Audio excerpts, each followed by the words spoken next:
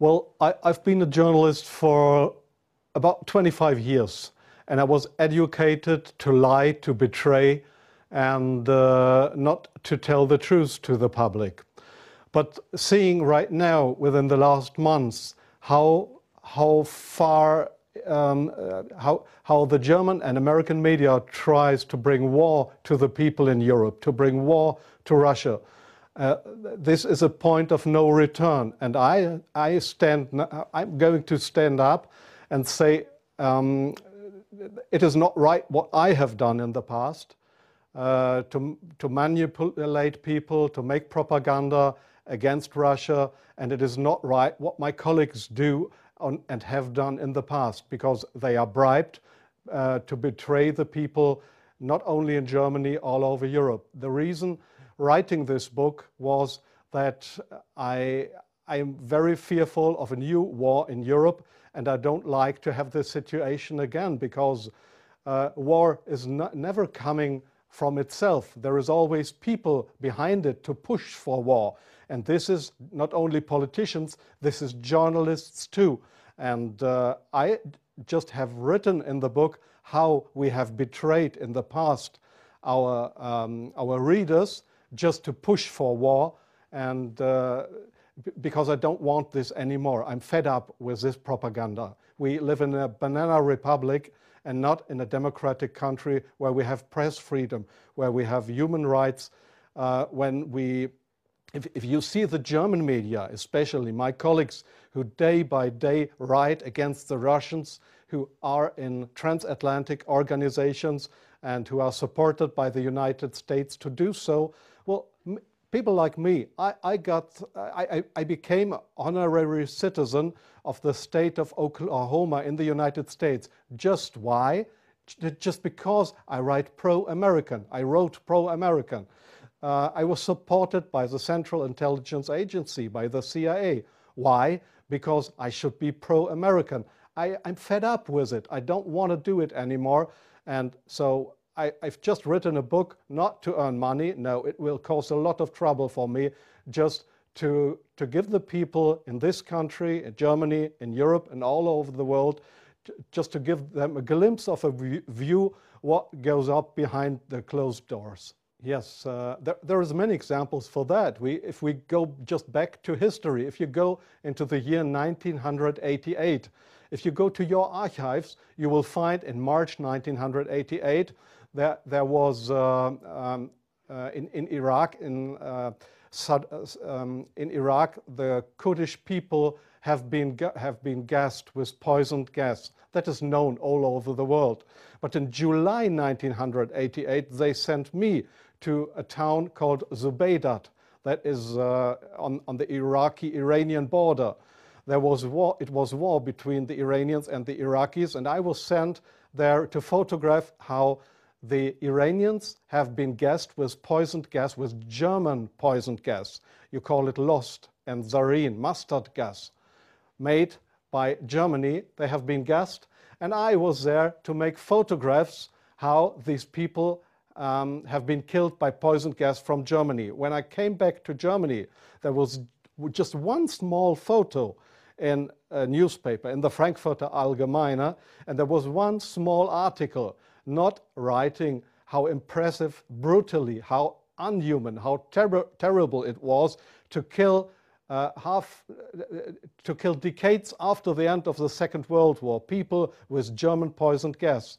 So this was a situation I feel misused for having been there and just to give a documentary what has been done, but not being allowed to cry out to the world what we have done behind closed doors. Up to today, it's not well known in the public that with German public gas, there have been hundreds or thousands of people gassed in this city of Zubeidat. Now you ask, what have I done for intelligence agencies? So please see, most of the journalists you see in foreign countries, they claim to be journalists, and they might be journalists, European or American journalists, but many of them, like me in the past, are so-called non-official cover. That's what the Americans call that. I have been a non-official cover. Non-official cover means what? It means you too work for an intelligence agency. You help them if they want you to help them,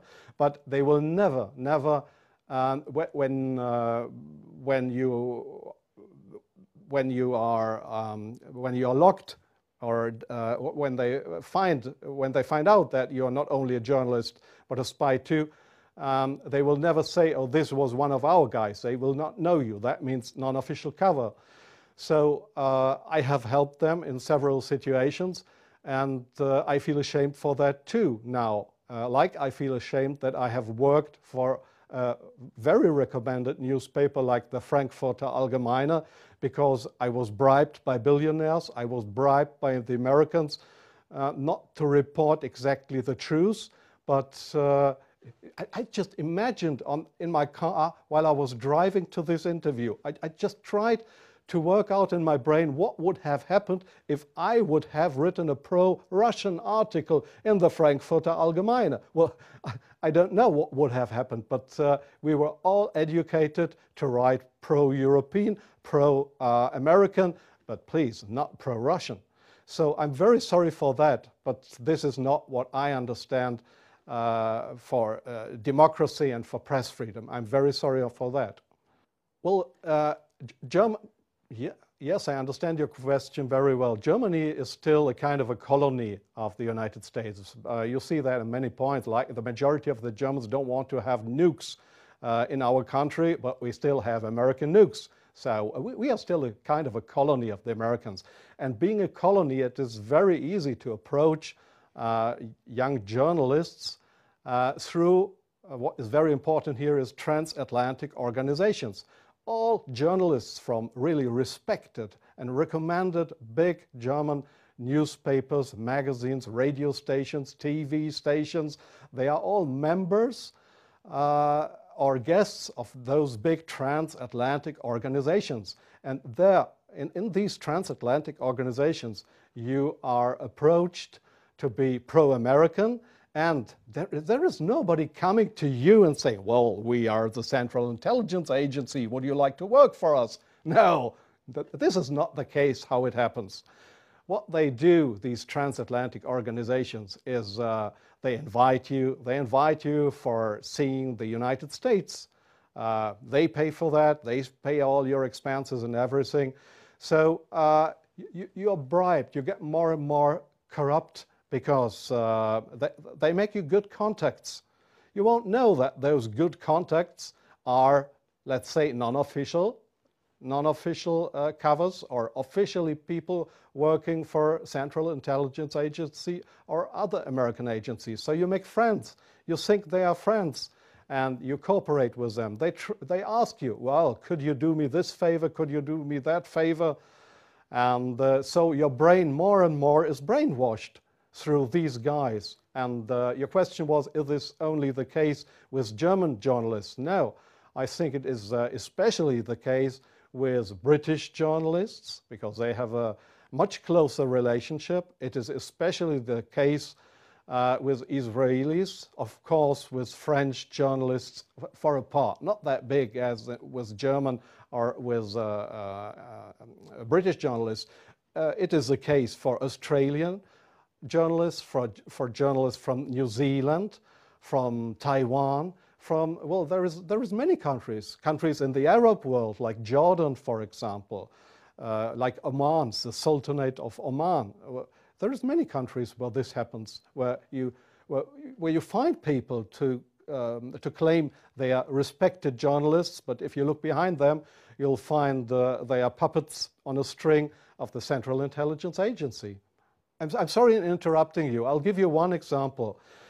Sometimes the intelligence agencies, they come to your office and want you to write an article. I give you an example not from strange other journalists, from me myself. I've just forgotten the year. I just remember that the German Foreign Intelligence, Bundesnachrichtendienst, it is just a sister organization of the Central Intelligence Agency. It was founded by the American Intelligence Agency. So one day the BND, this German Foreign Intelligence Agency, came to my office at the Frankfurter Allgemeine in Frankfurt. And they wanted me to write an article about Libya and about Colonel Muammar Gaddafi. I had absolutely no secret informations regarding Colonel Muammar Gaddafi and Libya. But they gave me all these secret informations, and they just wanted me to write, to sign the article with my name. I did that, but it was an article that was published in the Frankfurter Allgemeine that originally came from the Bundesnachrichtendienst, from the German Foreign Intelligence Agency. So do you really think that this is journalism, intelligence agencies writing articles?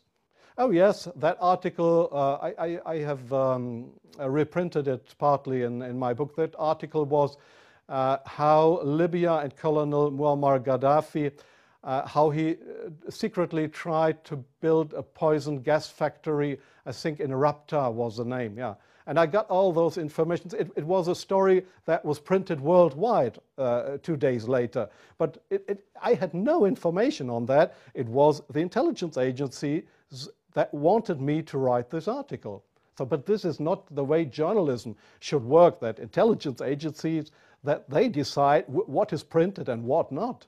If I say no, I give you an example from a very good example if you say no. Well, we have a rescue unit in Germany with helicopters for traffic accidents. It's called, they call themselves the Yellow Angels. There was one guy who didn't want to cooperate. He was a pilot of the helicopter service of the Yellow Angels in Germany. This guy said no to the Foreign Intelligence Service, Bundesnachrichtendienst, when they approached him and wanted him as a non-official cover to work for the German Foreign Intelligence Agency, under, just to pretend to be somebody from the Yellow Angels. So what happened was that he lost his job. And the court in Germany, the judge decided that they were right, because such a guy could not be trusted. He was kicked off his job because he didn't cooperate with the Foreign Intelligence Service. So I knew what would happen if I would not cooperate with intelligence services. Well, I have had, let me say, 6 times my house was house searched because I was accused by the public prosecutor, the German public prosecutor. I was accused of leaking secrets of states. 6 times house searched. Well, they hoped that I wouldn't do that ever again. But I think it's worse that the truth will come out one day. The truth won't die. And I don't mind what will happen. I've had 3 heart attacks. I have no children. So if they want to bring me to court or to prison, so it's worse for the truth.